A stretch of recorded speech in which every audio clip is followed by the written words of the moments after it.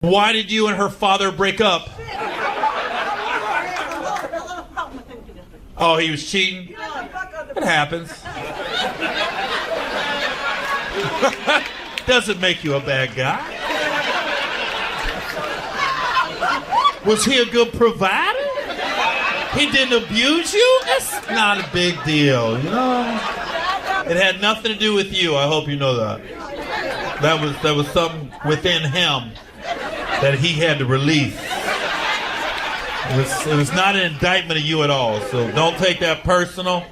And I love how you're handling it, because I wish my ex was doing what you're doing, just hanging out laughing. My ex still be at the show. Fuck you, bitch. That's why your ass didn't sell out 13 shows, motherfucker.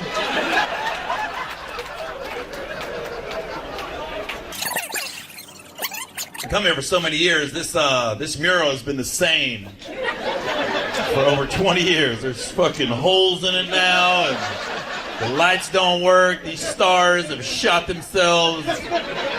Same moon, same tree. They are missing all the homeless people at the bottom here. Need a little couple tents underneath the bridge, some fishing poles. If you're looking to get some meth, downtown Sacramento is calling your name. They are deep. Them homeless motherfuckers don't give a fuck. They be in the middle of the sidewalk. And they don't lay this way, they lay sideways. You literally just gotta walk over them mother. Hey, got a knock for you, come in my house. They so active too, man. It's a good place to be homeless, I ain't gonna lie. Got a parks and weather's good. If I was gonna be homeless, I'd take Sacramento over Milwaukee any day, you know? Yeah. But it's funny, man, because like they just be going and then motherfuckers just stop.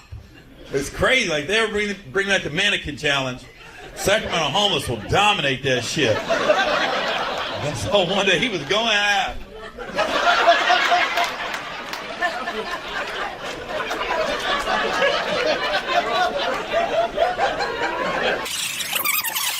How you relate to her? I'm her mother. Oh, okay. Well, thanks for coming, Mom. Sorry I was... Daddy, sister, okay. Oakland. Well, that's where Mac's wife's from, so you lost me right there. So, have a safe drive back.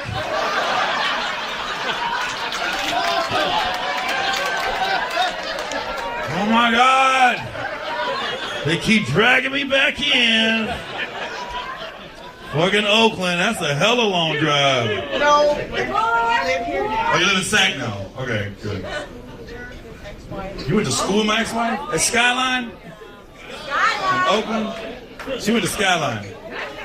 Yeah. Did you really go to school with her? Because you got me worried. I want that motherfucker texting her right now. Nah, he ain't say nothing. Nah. How'd you feel when you heard the shit hit the fan? Yeah, please. This is about to get good. I watched your reality show? Yeah. And you are a very good husband. Yeah, I know. Keep talking, mama. Keep talking. You got a good mama. Okay. That I watched the show. Okay. What it was. And I'm so happy that the children came back to you. Oh, yeah. Yeah, my son's here now. He in the back. He's on Bumble, just trying to swipe. You want to hear the funniest shit? I'm sorry I'm putting everybody's business out there tonight. My son's on Bumble. He comes to Sac. He's swiping on his phone. He fucking matched up with the opener.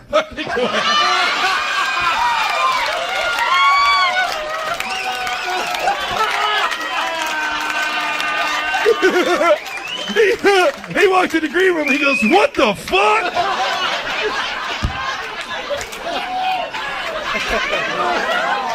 I swear to God, I'm God.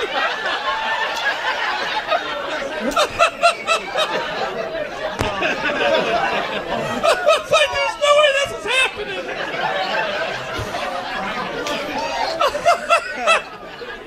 So we'll see what happens. She might be on the road with me.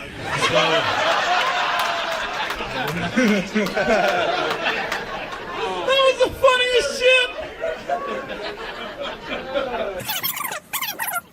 You don't drink? I'm pregnant. Oh, you're pregnant. Okay, sorry about that. But did you get pregnant because you were drinking? First child? Fourth. Oh, fourth. Oh, you're a vet. Yeah, that one's gonna fly right out. That fourth baby just comes flowing out of that motherfucker. Push! I don't have to, Doc. Just tell me when. That first one, them women be pushing. That fourth one, what time you want the baby being born? What do you want, like 12:56? Got it. 12:55, you just... Whew. Boy, you good. You good. All of them planned? Yes. There was a pause.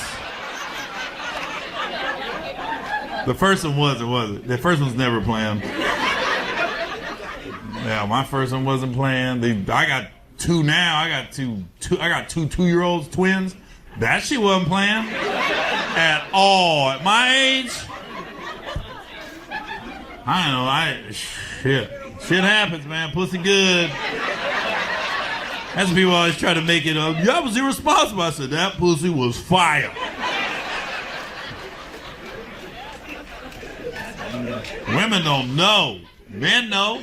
Men don't ever look at other men like, that was irresponsible. How could you do that? Your other kids are grown. You just gonna have new kids? I go, no, that pussy. Oh, I didn't know it was like that.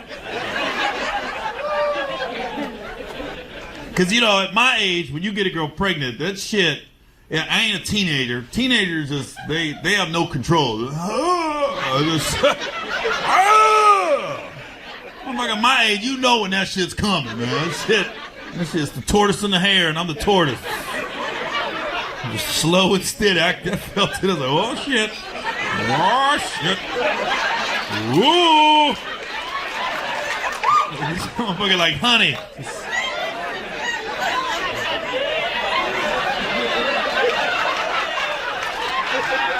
That's not a rush nut. I'll tell you that at my age. I'm sorry I'm cussing so much in front of your baby.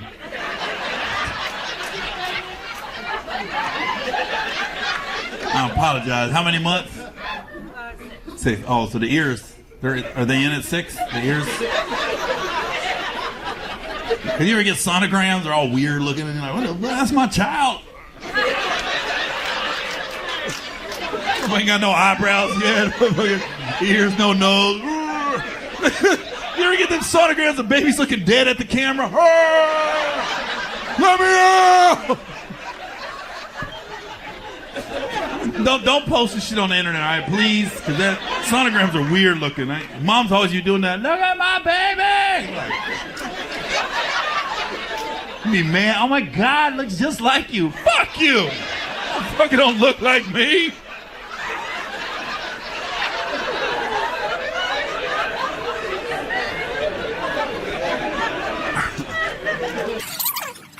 And how do you two know each other then? Yeah. That's your wife? That's not the father. So this is IVF type shit? Oh, okay. So you just had a straw.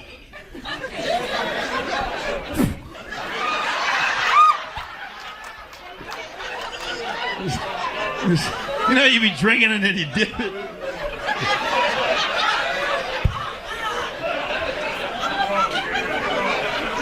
Isn't it like a long, like string straw looking thing, and they just shove it up in there and whoop, whoop. Okay, you're pregnant. All your kids are like that? My youngest and this one. Okay, so just the second one like The that. third. My third sister and this one. Okay, so, but the first two was dead. Okay. Sorry, it brought back a bad memory. She looked at you like, that's what happened. So, you got 2 dick babies and 2 straw babies.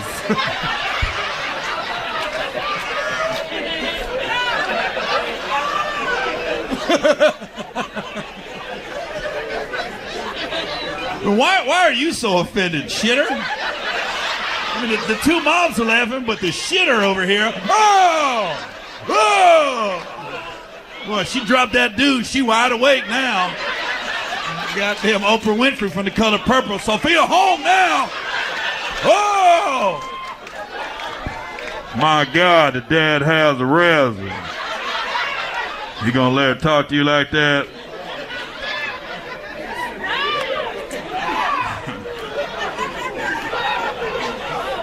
Well, that's good. So will you guys, will you celebrate Father's Day? Or no? You let that slide with the youngest two, they don't get to celebrate Father's Day.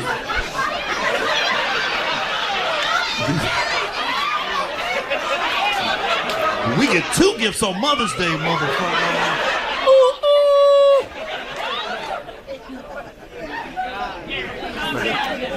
It's funny how the people I'm talking to are laughing, but between her and then this one woke up too. Oh, Gary!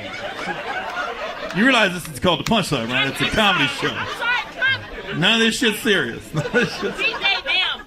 Glad you guys have that. I'm sure your children are going to be fine. I mean, they got a great sense of humor. You guys are laughing, but don't let this one get a straw. Don't let this one have a straw, baby. She's going to be wilding. Why were you so upset at that? I'm sorry, DJ now. Huh? Okay. Are you bipolar by chance? Because your whole attitude changed halfway through. Oh, no, it's all love. Maybe it was.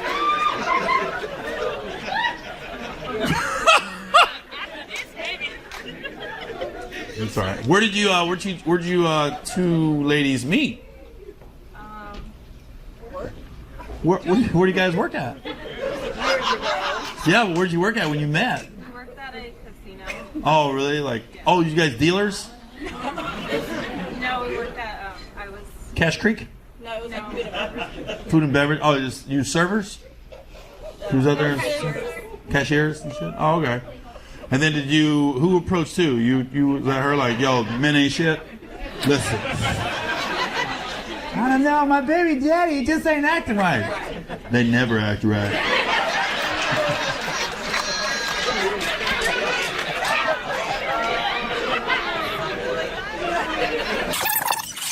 Is that where you guys met too? Oh, my bad. Shit. Sorry, Mom. My bad, Mom. That's good, though. That's good. Yeah. She goes, that's my son, motherfucker. So where did you, how did you meet his father? A long time ago? Just tell me where. Sacramento? Okay. Was it the first night? You can tell us. Anybody judging you? His best friend. You fucked his best friend on the first night? Yeah, this just got weird, Mom. No, stop drinking them Jägermeisters and get your ass some coffee real quick. She's about to tell everything. Well, it's fucking Rodney. It's always a motherfucking Rodney to fuck shit up. Yeah, fucking daddy's friend Rodney came over and parked his Harley in the fucking townhouse breezeway. Rodney wasn't shit, and his dad came over, and I can't get this broke dick motherfucker out of my apartment. And fucking Harley, and his dad, he drove a tow truck, so he towed Rodney's Harley out. And left his number. I called him because then my car broke down on the 5 on the way to Fresno one day. I was going to see NSYNC in concert, and he picked me up. And then that's how this motherfucker got here. I couldn't pay the tow truck, so I had to pay other ways. And here we are, just laughing about it years later. You know? Is that pretty accurate? What's funny is I'm making this shit up. She's going, whoa. Whoa. And the son looked at me. You said it was a Honda, Mom. What's this say? What's your arm say? What's that mean? High-end and expensive Oh shit, but you didn't get the extra chicken. You bougie motherfucker complaining. Miss Couture needs her chicken on her nachos. Fucking kind of ghetto superheroes. The Louis Vuitton store's closed, not for Miss Couture. I've got trunks, I got bags, I got purses. Anything you want, Miss Couture's got it.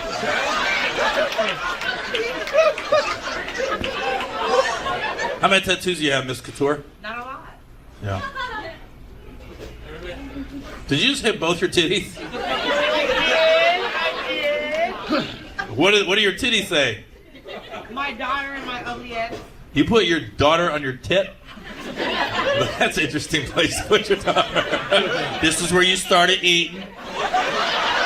This was your first IHOP right here.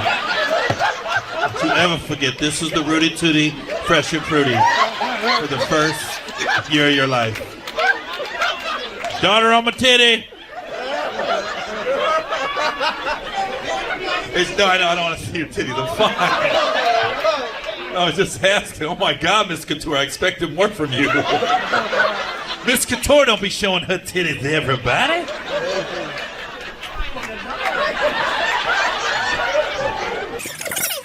What are you? Indian? Which kind? There's various Indians. Like from India? Yeah. Okay. How did you get the sack from India? On a plane. How long was the flight? 16 hours and then 8 hours. Where was 24 hours. Where was the layover at? Thai. Where? Thai. Taipei? Yeah. I used to mess with this chick named Taipei. Where is Taipei? I've never heard of that. I have no idea. Was it in a different country though? Taipei? That's not what she said, Taipei. Don't be acting like I'm fucking wrong. Somebody got mad and back. It's Taipei! It's Taipei! She said Taipei. Was it Taipei? Okay. He was young. He was 5. Yeah, it was Taipei. This motherfucker been telling people for the last 25 years. Nah, I came from Taipei. And I escaped the Taiwanese army. How did you guys all meet? How did this whole table come together? This is my best friend and her husband. Okay. This is my husband's grandma. Oh, okay. So your husband's black? Yeah. Huh. I would have not guessed that. I would have guessed that. I would have said Thai pie. I thought it was so black. I said, you have a Thai pie husband?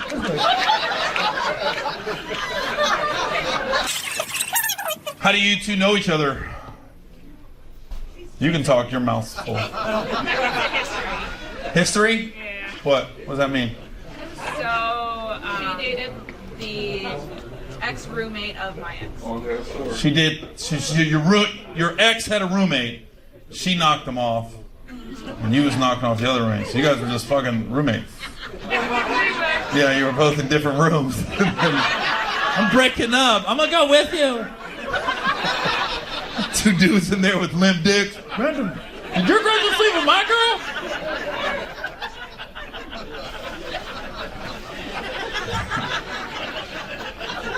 You made that way too complicated. So my ex roommate was her boyfriend, and my boyfriend was ex-boyfriend or her roommate. Just say our ex-boyfriends are roommates. I don't know what the fuck's in that beer cheese, but it's fucking her brain up right now. The way you explain it, my ex-boyfriend, ex-roommate, she talked to him when they were roommates, but now they're ex-roommates. And so that's how we met in the living room. You guys met at the apartment? I'm pretty sure her. Yeah, at the house. Probably in the living room. Yeah, you met in the living room, right? Yeah, it's where you meet people. And what do you guys do now? You guys Hanging out. okay? Have you guys experimented a little bit? Close. What's that mean? Snort some cocaine off my puss.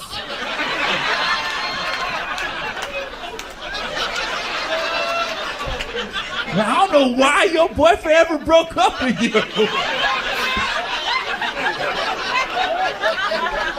I saw that happen one time. That was wild. I saw it was a wild night one night in Tampa, Florida. I was like, we were just partying. All of a sudden I looked over, this girl's got her fucking pants down. Another girl's doing coke right off her pussy. I go, I love my life. That's all I said. I got the best job in the world. My problem is I can't hide my excitement. Most guys be like, yeah, I see you snorting that cocaine out there, pussy. That's not what I did. Oh my God! High five, girl.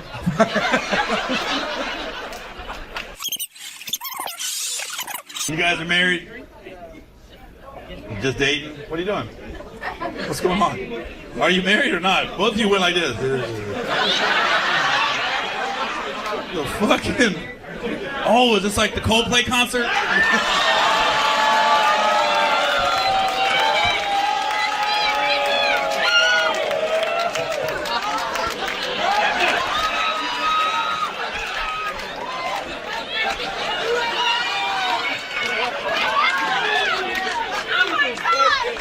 Why didn't they just play it off? Nobody would have said shit if they would just kept swaying. Whoa! Oh, you didn't know what I was talking about? I'm sorry. Look, cover shit. What the fuck happened? Okay, so there was a concert last night, Coldplay, and like the CEO of this tech company had his mistress, and they're just swaying. And the camera on him, so like 50,000 people saw him. He should have just played it off. He should have just kept swaying and shit. This motherfucker went, whoa, whoa. And the girl just kind of faded.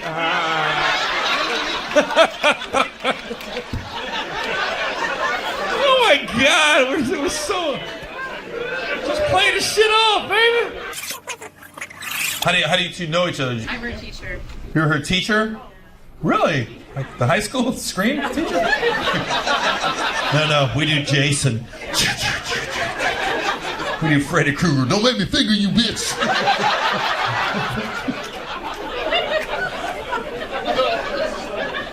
What kind of teacher? I teach permanent makeup. Permanent makeup. Oh, it kind of doesn't come off. Yeah. You sew that shit in there. Tattoo it and shit? Scars. Dang, really? Camouflage. Then you gotta really commit. Like you want your eyebrows like that.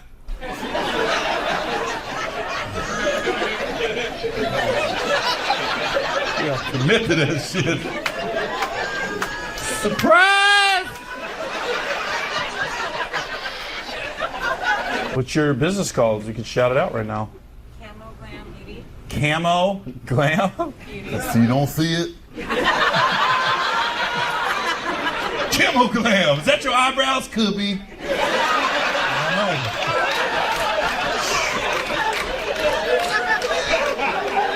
Hey, everybody to 916. You sick of plucking your eyebrows? Come on down to Camo Glam. Nikki or SZA? What do you mean? Like pick one? Who was trying to fuck? Oh yeah. I think Nikki be a wild fuck. I'm gonna go with Nikki. Yeah, she be bossy. Come on, harder. I'm trying, motherfucker. I think SZA be more just come on. Just come on, feel my G-food.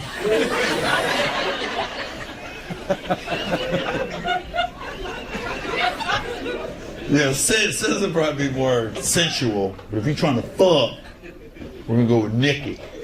Like one night stand, Nikki. Relationship, SZA. I don't think that's what you was asking, but that's what you got. So I think you meant the music. I went a different route because somebody over here was like, "Who you trying to fuck?" Anybody else got a thought-provoking question like that one? How old are you? You have 5 kids? Oh. Your mom's watching all 5 of them right now? What's the ages? 13, 10, 9, 7, and 6. How many dads? I got 2 baby mamas. What the fuck? I'm not judging you. I'm really asking. The fuck? Why'd you get so offended? Motherfucker, one.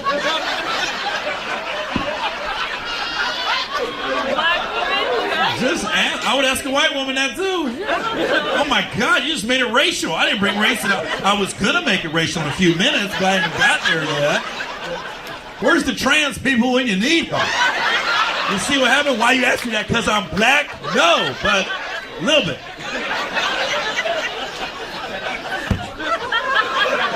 What happened to the dad? He's gone. He's not here. He just left? Yeah. Oh, okay. He's still in the kids' lives, though, right? No, just mom. She's in their life. Okay, so now he's got 2 moms.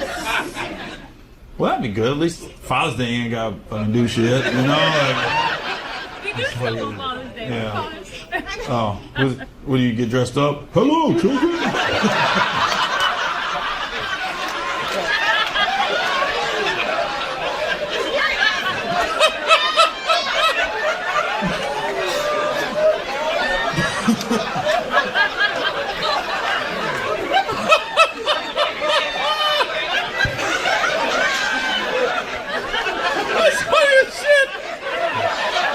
We still celebrate Father's Day.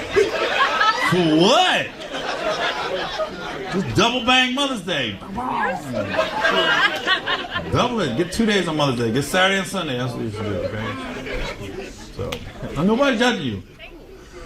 I got no room to judge, all right? I got what? So you know my story. So tell me, since I've judged you, feel free to come back and judge me. What's? I know about your club, and I know about the new one with the twins. Yeah. I know about all that. Yeah. I keep up with you. I like How did you hear about all this? Social media? Yeah, okay, that's good. Yes, Yeah, that was shocking though when they're gonna have twins. I was like, fuck. Especially at my age, all my kids are grown. I was like, fuck, I'm starting over. And then, you know, I did what every guy does though. Like she called me, she goes, Gary, I'm pregnant. I was like, all right, you know, I don't trip. I'm at that age, life be life, and we'll work it out. So then, but then she called me a month later and she's like, Gary, you're not gonna believe this, it's twins. And I did what every guy does. I just put it on her. I said, all right, you're doing a lot right now. I'm trying to be cool with this, but every month you call me with more bullshit. Everybody ain't got a mama that can watch all their babies.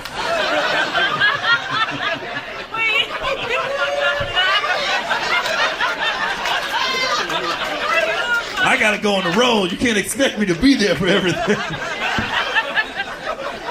Might need you on Father's Day to fill in. Renadad. I had a DM from a guy. He said his wife passed away. And he still came to the show tonight. Yeah, for real. Is he here? That's you? When's the funeral? We have a celebration of life on August 9th. How much is the funeral? It cost me, I think, like $1,600 for the cremation and everything. All right. Well, I'll go ahead and cover it for you. Come on. You want cash? You want charge? You got your tattoo? Where's the tattoo at? I was right there. That's solid. That's your wife? That's my wife, yeah. 18 years. Yeah. We got 2 girls, 13 and 16. Oh, okay. Yeah. So is this $1,600? That's it? That's just what it costs for this, just for the cremation and the urn and everything like that. Yeah. Anything else? And everything helps. All right. I got you. I took a month off of work just to be with the girls and all that. So. Okay. I'll make sure you're good. I'll cover you. I appreciate that. Thank you, man. Yeah. Is she the one that knew me or you knew me? Oh, yeah. All right, we got you. Just stay after the show, all right? All right. All right. Okay, please don't fuck this up. That was a great moment. He's like, you gonna drag or can drag? Please don't fuck it up. We had a nice heartfelt moment. Excuse me. Read the room, bitch. I guarantee you his wife's like, shut the fuck up. She's up in heaven right now having a moment. No. I'm fucking with you. What's up, everybody? This is Gary Owen. Get some. It's a true story. This club is crazy because there was a point in my career where I wasn't getting booked a lot, I wasn't working a lot, and we were just going broke. Both our kids are 18 months apart, both in diapers, and the dude called, and he said we were gonna lose the house. We're gonna lose our house, and then we went to the bank, and all our credit cards got shut down. I was like, fuck, we didn't have no money. We was done. I remember we were sitting in the car, we was in our car in the parking lot of the bank, and my wife's like, what are you gonna do? You get another job? I said, I'll make it. I'm gonna be a stand-up. And I got both the kids in the car seat, in the back of the car, and I'm like, I'll make it, I promise, I don't know how. The next day, I got a phone call to come to this club for $200. $200, and it got us through the next week to get baby formula, to get diapers, and that's it. So to come back now and sell all the shows, this is crazy, Hey, what's up, everybody? This is Gary Owen with the Get Some podcast. You can find us on YouTube at youtube.com/GaryOwenCom, or go to iTunes, search Gary Owen, #GetSome, or United We Cast. Or you know what? You can just find it. If you get it and you like it, share the links. Tell all your friends, tell your neighbors. Even if you don't like it, share it. Heck, I listen to stuff I don't like. I watch Fox News every now and then just because it's interesting to me to see another perspective. As you heard the opening to the show, I was on stage this past week in Ontario, California, which is about 40 miles east of Los Angeles. And it's just, I was on stage, and there's an improv there that it brought back a lot of memories because I sold out all my shows, and then we added a late show on Saturday. So we sold out the original 6 shows, and we added a 7th. And it was funny, Sunday night, I was getting done with my show, and it hit me. I go, man, 15 years ago in 2002, I had my stepson. He was in school, but I had my son who's now 16 and my daughters who is now 15, both in diapers. They were 18 months apart. And me and my wife bought a house. This is before we got married. We had bought a house together back in 2000. I came into a little bit of money. Well, came in quite a bit of money, but it wasn't like millions. I came into a decent amount of money. And we went and bought a house. And long story short, the realtor kind of ripped us off. We were a young couple, saw us coming, and I didn't go broke because I bought jewelry or I bought a fancy car. No, we bought a house. We was trying to be responsible, and we got taken advantage of by a realtor. And without getting into it, the bank came along and was like, we're going to take the house, because I wasn't making enough money at the time to make the house payments, as well as now we got 2 kids in diapers and daycare. It was just a lot came on our plate at once. And for some reason, I hit a slow point in my career. I wasn't getting any movies. Wasn't on TV a lot. I mean, I was out there doing stand-up, but I wasn't getting booked like people think I'm getting booked. So every time I would come home with like a couple $1,000s from the weekend, that would go straight into the house and everything else, bills. And we got behind, and then the bank called and was like, we're taking your house. And my wife was like, I can't afford daycare. So we're sitting here like, we got no money. So what happened was, I had all our credit cards had gotten canceled. I had one credit card left. And me being a dumbass, I called the credit card company saying, hey, can I get an increase on my credit card? I had it for like 6-7 years and never been late on the payment and all the other stuff. And they said, oh, we're looking at you right now. You're delinquent in all these other areas. And I went, but I'm not delinquent on this one. And me calling to get an increase on my balance made them cancel my last credit card. So if I would have just kept my mouth shut, I would have been all right. So now me and my wife are in the parking lot of Bank of America in Glendale, California. I'll never forget it. And she looked at me, and we got both kids in the back seat, both in car seats. And she says, what are we going to do? She goes, do I got to get a job? Then the kids got to be in daycare full time because it was like part-time. They was in daycare. And I just told her, I said, I don't know.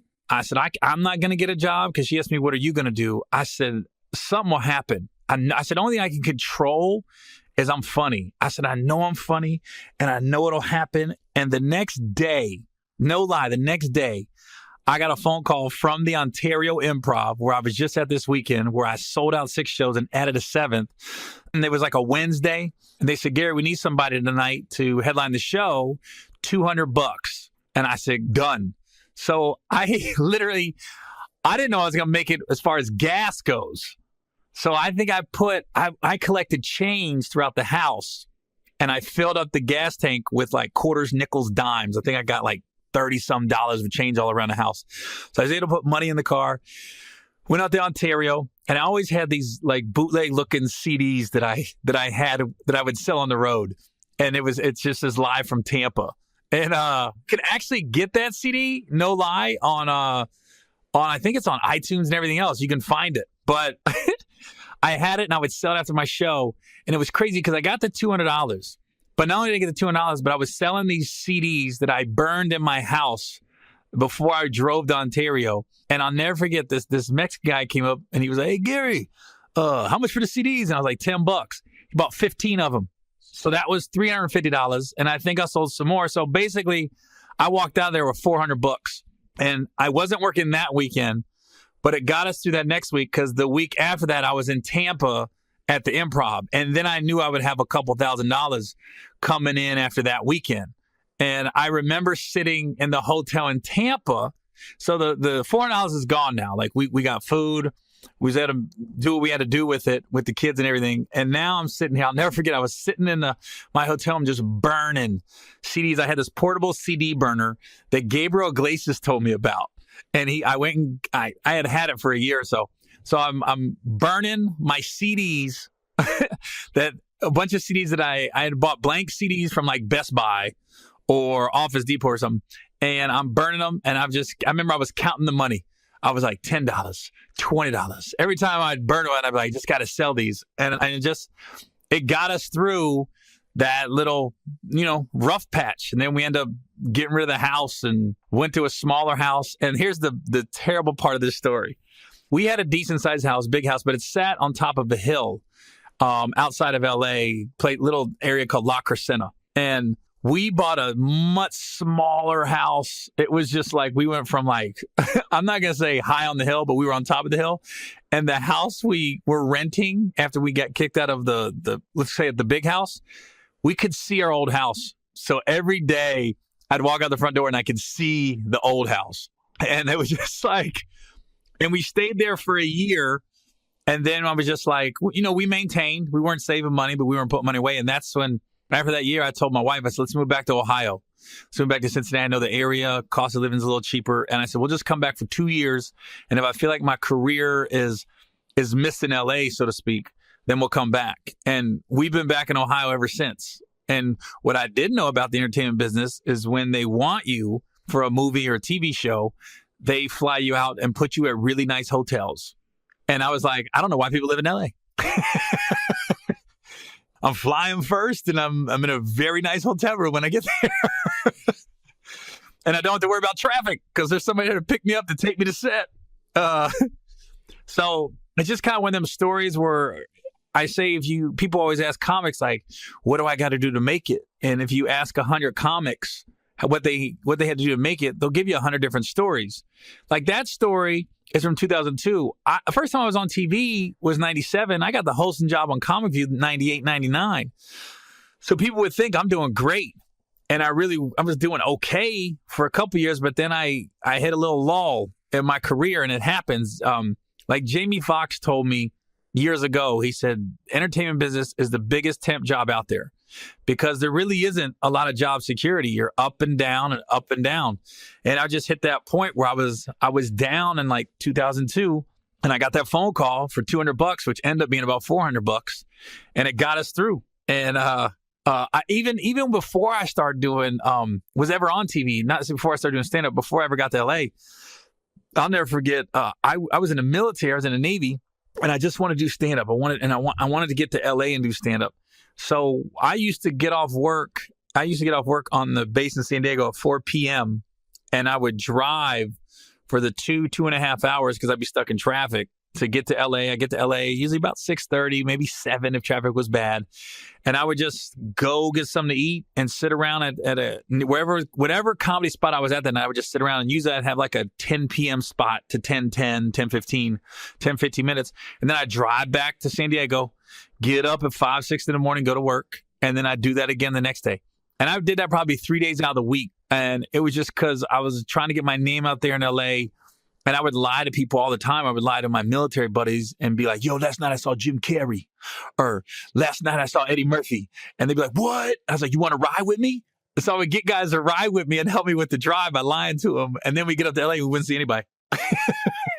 I was like, well, he was here last night. He was here yesterday. And I'll tell you the funniest story. I'm not going to say any names or anything. Don't want to throw anyone under the bus. But I had one military buddy. He rode up in his own car, and I was riding up. I had an S10 pickup, and I'll never forget. He rode up with me, and we hung out. And then we was driving back to San Diego, and he had met a girl from Australia at a bar one night. We was going out. And I'll never forget, we was driving back, and this is before everyone had cell phones. So we're driving back, and he kept trying to get my attention on the highway driving back to San Diego. And I look over, the Australian chick is just giving him a blowjob right there on the highway. And all I could see was his blonde hair everywhere. And he's like, give me the thumbs up. Like, he kept trying to get my attention, like, you ain't gonna believe this. I said, I make this drive all the time. That never happens to me. But he got it in, though. He got it in. I was proud of him. But I've always been a fan of Australia ever since then. I root for him in the Olympics. It's weird. So any comic out there listening to this, man, I always say, man, you can never have a plan B in this business. Because if you have a plan B, you're setting yourself up not to make it. Because when I first started dating my wife, now my wife's an attractive lady. When I first started dating her, she was one of them chicks in Hollywood that all the ball players was trying to get with, all the A-list actors. And I just made her laugh. And she said she fell for me because I didn't have any extra agenda, or I didn't have an angle. Because she was like, you know, what are you going to do? I said, I'm going to be a comedian. And she goes, well, what else? I said, that's it. She goes, you don't have like a plan B? I said, no, I'm going to be a comedian. I don't know what else you want me to say. I'm going to be a comedian. And she goes, just the look in my eyes was like, so like, this it. She knew. There wasn't like, I'm going to do this. I want a side hustle. Nah, I said, that's it. I'm out here to be a comedian. I ain't got no money right now, but I'm going to be a comedian. And even then she started dating me. But even then she was like, you don't have a plan B, because I need 2 more general education classes to have my bachelor's, and I'll never get it. I'll never get my bachelor's because if I ever get it, I'm telling myself I was setting myself up not to make it as a stand-up. So I was taking all these college courses, and I was in the military, and I just stopped. With 2 classes left to get my bachelor's, I just stopped. Because I said I want to do stand-up. That was it.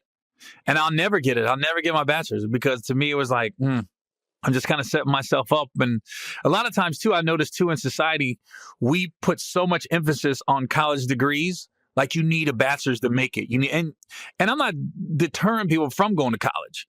But once you realize what your passion is and what you want to do in life, if it doesn't require a college degree, go after that. Go after that, whatever it is. If it doesn't need a degree, then it doesn't need it. Like, a stand-up does not need a college degree. An actor does not need a college degree. Now, a writer might need to take some college English courses to make sure, and some writing classes. But, there's some professions you don't need a college degree. I know a guy that is a mechanic, and he likes being a mechanic. I mean, he likes working on cars, and that's what he does. And there's another guy I know out here in Cincinnati, has his own detail shop. And it's his now. He's got numerous employees. That's what he likes doing. Never went to college. That's probably why I don't get asked to talk to schools as much, because I'm quick to tell them, man, if you want to be a lawyer, then you got to go to college. You want to be a teacher, then you got to go to college. But if you want to start a clothing line, a record label, if you want to be a comedian, I don't know if you want to be a jockey, if you want to be a horse trainer, you don't have to go to college for that. If you want to start a restaurant, you don't have to go to college for that necessarily. So I think we put so much emphasis on that. We don't allow kids to really pursue what they really want to do in life, because we think like if you don't go to college, then you're wasting your life or you're somewhat of a failure or people look down on you. Nah, that's what it is. That's what it is. You know, I stopped going because of that. I know Keenan Ivory Wayans has a story where he dropped out of college because he said he wanted to be a stand-up. That's what he wanted to do. I don't know if you take nothing else away from that. And any comic listening to this, don't have a plan B, man. And it's a funny story how I got the hosting job on BET's Comic View, because I was doing stand-up in San Diego. They had a contest that we're looking for the funniest black comedian in San Diego. It was a radio call-in. And I called in. I didn't say I was black or wasn't black. I just called in. And I ended up showing up at the contest, and I won the contest. And first prize was an audition for BET's Comic View. So I drove up to L.A., got on Comic View, and I kept winning all my rounds. And it ended up, the head of the network called me to his office a couple months later and said, hey, you want the hosting job? And I was like, yeah. I still had like 6 months left on my enlistment in the Navy. And by the time we started filming, though, it was going to be 3 months later. So I had to get out 3 months early. Luckily, I had a cool command that when I went and told them, they worked with me. And they were able to get me the time off to go film. And then eventually I was just honorably discharged. And then that's how I got the hosting job on Comic View. That got me headlining immediately on the road. And so I never had I had to open up for people and do all that stuff like other comics. But I felt like I paid my dues by making all those drives from San Diego to LA 3-4 times a week when I was active duty military. And it's funny because before I got out, they had this thing called the TAP class in the military. It's called Transition Assistance Program. And what it is the military used to just, you get out and they just send you home. So you're like just stuck. Now, or I don't know how it is. This is almost 20 years ago that I got out. When you got out of the military, they would have a week-long class. And all it was prepping you to get out. And then they would let you go home for like a couple weeks or a month and still have that military paycheck coming in. That way you go home and you have a little cash flow coming in till you get on your feet. Because you always see them homeless people on the side of the road, ex-military, need help. Well, the military, I think they got wind of that, so they try to help you getting out. But I was going through this transition, this TAP class, they call it. And I'll never forget, I was the last guy to stand up. There's probably about 50 people in the class, and everybody said the same thing. The lady that was in charge of it is like, what are you guys going to do once you get out of the military? And a lot of times what the military does, they scare you into staying in because they're like, I don't know if, this is job security and, you got a good paycheck and you make more money every year. You're constantly getting raises, so to speak. And everyone said the same thing. They either said, I'm going home, I'm going to college, or I'm going into law enforcement. That's the only three things I heard. And then I stood up and I said, I'm going to be a comedian. And you saw everybody look. And then the lady goes, excuse me? I said, I'm going to be a comedian. Now, she didn't know I already had the job on BET right now. Even though I hadn't started filming it, I already had the job. So she pulls me aside after the first day of TAP class. Are you sure you want to do that? I said, yeah. So this is like a Monday. I invited her out like Tuesday to come see me at some local hole-in-the-wall spot.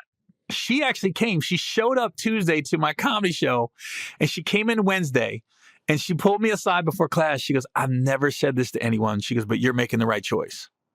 You're making the right choice. And she even said, she goes, it has nothing to do with how funny you are or anything. She goes, I see it's in your eyes. It's your passion. It's what you love. I saw it. She goes, I saw it in TAP class when you said I'm going to be a comedian.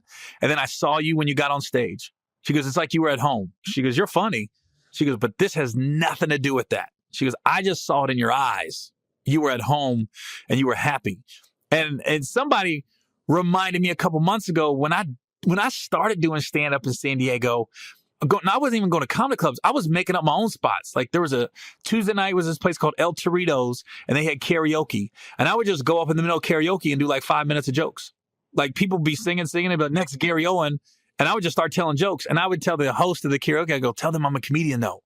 So the guy would be like, hey, we got a comedian. And, everybody was cool. And then Friday night, I would go to this place called Mr. O's. And literally in the middle of the nightclub, I would just get on the dance floor and start telling jokes. Like the DJ would stop playing. And then he'd say, we got a comedian in the house. And I would just grab a mic and just start talking.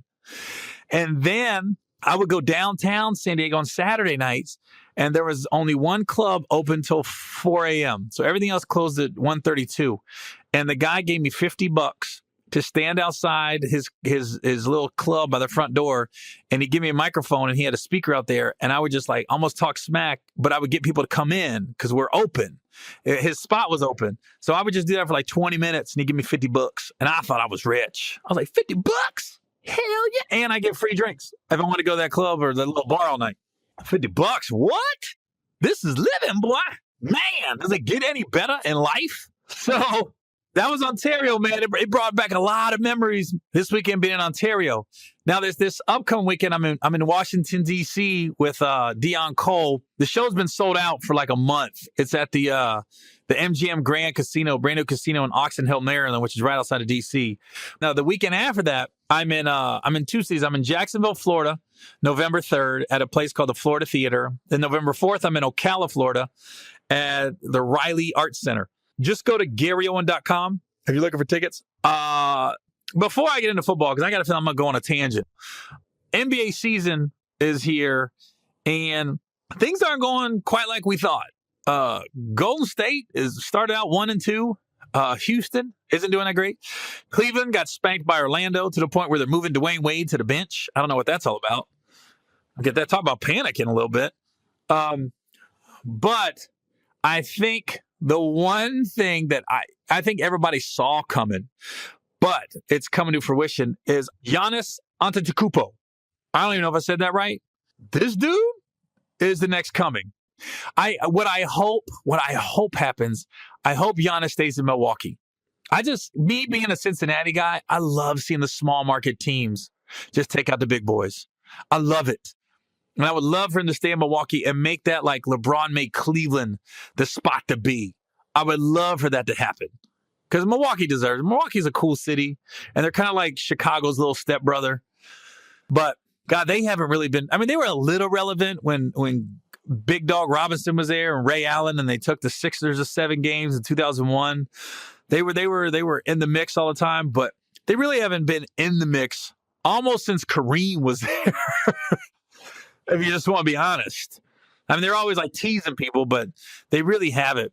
But I would just, I would love for him to stay there and have people go play. Who wouldn't want to play with him? He's 22. He does everything. And the only thing he doesn't have is a 3-point shot. And if you're going to take everything like court vision, hops, height, athleticism, the one thing you can teach somebody is how to shoot. You can teach somebody how to shoot. I've already told the Vince Carter story. You can't teach somebody how to jump. You can't teach somebody how to be 6'11". You can't teach anybody to see the court. If you got court vision, you got it. But I hope, not this year. I'm hoping Cleveland takes it this year. But I hope in a couple of years that baton gets passed from LeBron to him, and he just takes over the league because he's fun to watch too. And he seems like he's got a good head on his shoulders, and he just gets it. And I like Jason Kidd as a coach. I like what they're doing in Milwaukee. What I'm not too fond of is LeVar Ball. God, I'm okay with everything he's done. But when your son, game 1, gets schooled by Patrick Beverley, and then the next game he has a great game against the Phoenix Suns, who, by the way, is the worst defensive team in the NBA. A lot of people are going to have great games against the Phoenix Suns. The Phoenix Suns is got to be, I think, their most dysfunctional team in the NBA because you got Eric Bledsoe asking to leave. They're firing their coach after the 3rd game. And if you don't like the city of Phoenix, you don't like America. That's a great city, and that's a great city to live in as a young male with millions of dollars in your pocket, which basically everyone in the Phoenix Suns have. I don't know anybody don't like Phoenix. I mean, who doesn't want to stay there? And the facility's great. It's right downtown in the heart of everything. It's a great city. It's one of my favorite cities in the country. And if you want out of there, good Lord. Can you imagine, like, I want out of Phoenix, and then they trade you, and you go to New Orleans. And New Orleans is cool, but it ain't Phoenix. You go to Sacramento. Oh, okay, this is great. Really glad I made this choice. But the fact that LeVar Ball, you could talk smack when your son does something. But when he gets schooled, and there's going to have nights like that, he's a rookie, just give Beverly his props. He didn't even give Beverly his props. He just said, this is the last interview you'll see of him. And then he tried to say, like, well, Patrick Beverly ain't got no shoe. And somebody had said, I don't know what shoe he was wearing, but he put his foot in your son's ass with those shoes. And I tell you what, talking about the Clippers, it's funny how sometimes you eliminate somebody. I love Chris Paul. I think he's an asset to any team. But sometimes you alleviate the alpha male, so to speak, and then other guys can flourish. And it looks like Blake Griffin feels like the weight of the world is off his shoulders. He's like, oh, it's my team. I'm making all the calls now. I'm having fun. I mean, I think the biggest surprises so far, and it's early, is the Clippers and Memphis. Memphis is undefeated. And Memphis is beating the big dogs. Like, and it's the same thing. They got rid of Tony Allen. They got rid of Zach Randolph and even Vince. I love Vince, but Vince wasn't that dude. But they got rid of their two big dogs that you had to feed the ball in. And Tony Allen, he didn't need the ball, but he took a lot of energy. I mean, there's a lot of energy on the court. And they still got Gasol. And it looks like Mike Conley's like, okay, this is my team. And they got a lot of young guys coming in. It's, Memphis is a lot better than they thought. And the Clippers. And it's funny because Clippers lose CP3. And then Memphis gets rid of like 4 or 5 guys that was taking up a lot of minutes. And it's like you never can tell. I see it happen more in college basketball than I do the NBA, because I remember Keith Van Horn was with Utah, and then he leaves, and then they go to the Final Four the next year with Andre Miller and Doliak. Here's a great Utah Jazz story, a great one. And I don't know if I've told it before, but when Brian Russell was with the Jazz, the NBA had the strike, the 98-99 season. And I went there. Brian had he was having a New Year's Eve party, and I went to Utah to go play. And not to go play, I was hosting his New Year's Eve party, and the NBA players were not allowed to have organized activities through the team, but they could all come together and play pickup ball. So Brian picked me up one morning, and I went to go watch all these guys play pickup. It was like Ike Austin, Doliak was there, Andre Miller was still at Utah, just John Stockton, Shandon Anderson, Chris Morris, like all those guys was with the great Jazz teams. I don't remember John Stockton was there, but not Jeff Hornacek. He wasn't there. But I also remember you had all these big brothers there, and maybe 1 or 2 white dudes, but that were big. And then they only had 9 guys. And Brian goes, gee, you want to run? I was like, hell yeah. I was in my early 20s. And Stockton was like, no, we're just going to wait. And I was like, what?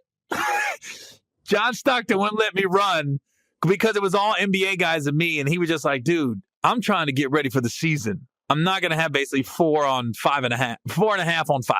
I'm going to give myself a half. It ain't going to be 4 on 5, but I'm giving myself a half. And I was like early 20s at the time, so I had a lot of energy, but I was so excited, and then it just came crushing down like, come on, man. But I got it. Looking back on, I get it. But what was funny was another brother showed up eventually, and so then they had 10 guys. So they were picking teams to make it even. And it was just so funny because you had all these tall brothers and everything, and they were arguing over, that ain't fair, man. You got John, though. That ain't fair. You got John. The smallest white guy out there was making the teams uneven. Like the brother's like, no, but you got John. That don't matter. We got him, but you got John. It was just funny because if you didn't know, you would have never thought all these big brothers were like, it ain't fair because the 6-foot white dude is on your team, even though we got 3 6'8" brothers on ours. It just ain't fair. So I don't know. I got sidetracked. Sorry, that happens a lot on my podcast.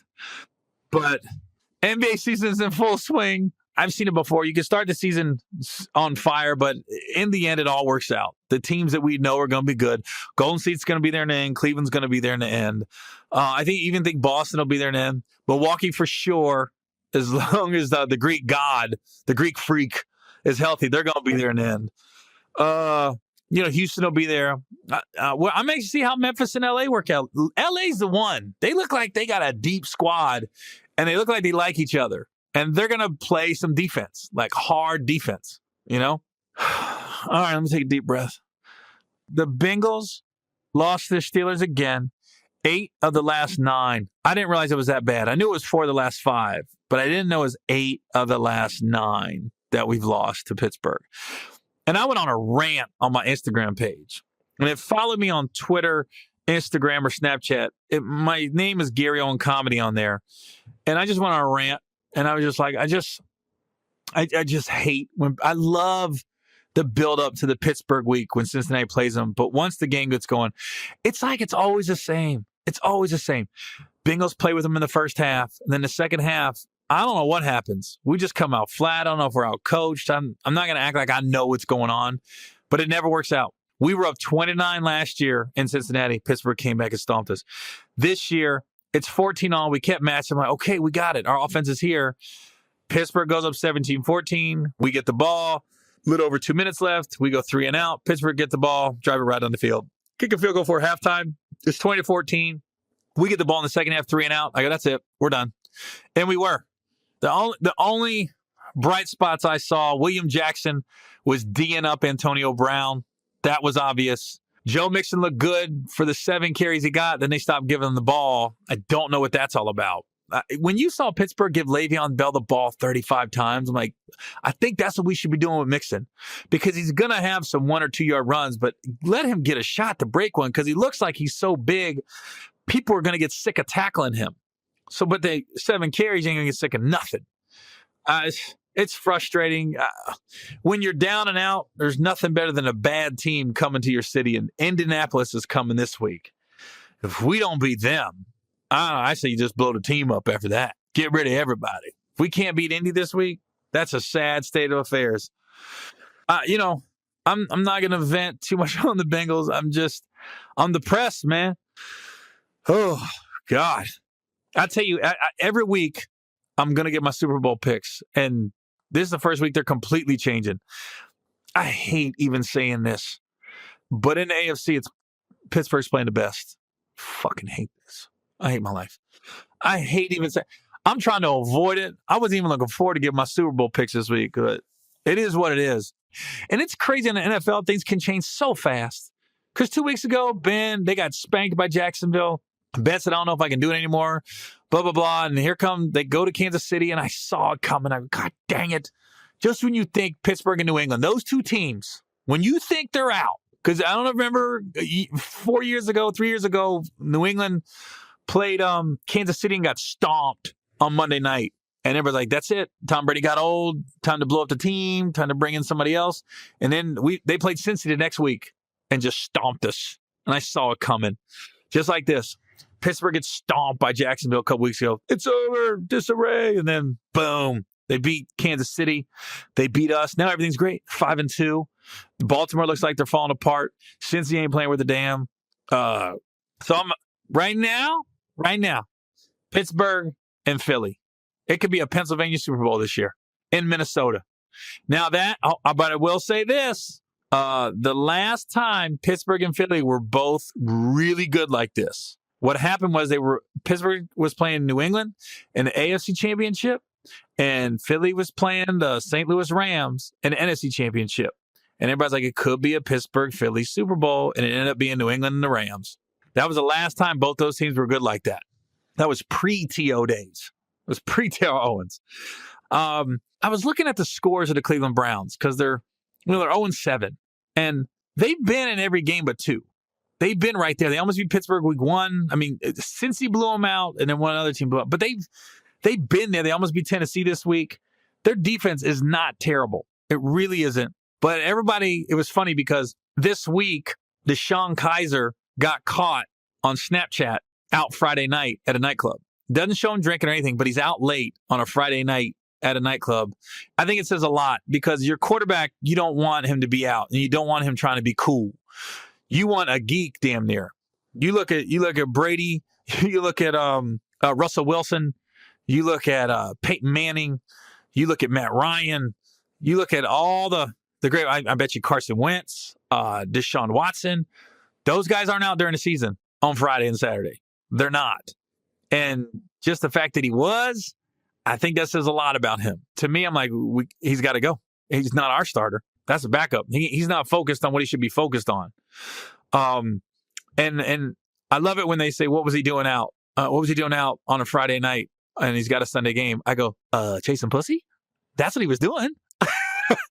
I love it when the ESPN and the Fox Sports and everybody goes, what was he doing out? Trying to get laid. He's 21. He's got $1 million in the bank. And he's single. He's trying to get laid. That's what he's doing. Why is everybody act stupid when they see stuff like that? I was like this. If I'm Hugh Jackson, I'm like, Deshaun, what do you want? We'll get it. We'll send it to your room. We'll find somebody. We got people for that. You don't want to be out in the street. Let us know. We'll find somebody. I'm sure the NFL's got a nice little stable. You ain't the first. NFL players' off days are Tuesdays. So what you have is you have Monday. Here's when you got to go out as an NFL player. You got Sunday night after the game. That's a good time to let off steam. Win or lose, it's a good time to let everything off. You got Monday night because Tuesday is your off day. So you have really the NFL during the season, if an NFL player, you have Sunday nights and Monday nights to let off steam. Every other day a week, no, you got to come in early. You got to be focused on the game. I'm not one of these guys who's like, I don't expect you to stay in every night. Focus on the game. Sunday nights and Monday nights are when you let off steam, however you want to let it off. If you want to go to a nightclub and get drunk, I don't care. You want to go out with your boys, you want to go to Topgolf, those are the nights. Every other night, go out to dinner, do what you want to do, but don't be out late. Don't be out late. Especially if you're the quarterback. I don't think people give NFL quarterbacks enough credit by how smart they have to be. Those are the smartest guys on the team because you got to know everybody on offense, what they're supposed to do, and then whatever defense is being played, you have to know what they're running to tell everybody on offense what they're going to run. Those guys are, if you ever see an NFL playbook, it's like learning another language. I'm not that smart, honestly. I am not that smart. I'm not even going to lie and be like, I can pick them up. No, I can't. But quarterbacks, man, that is the one position you don't know. You just don't know until they get to the league.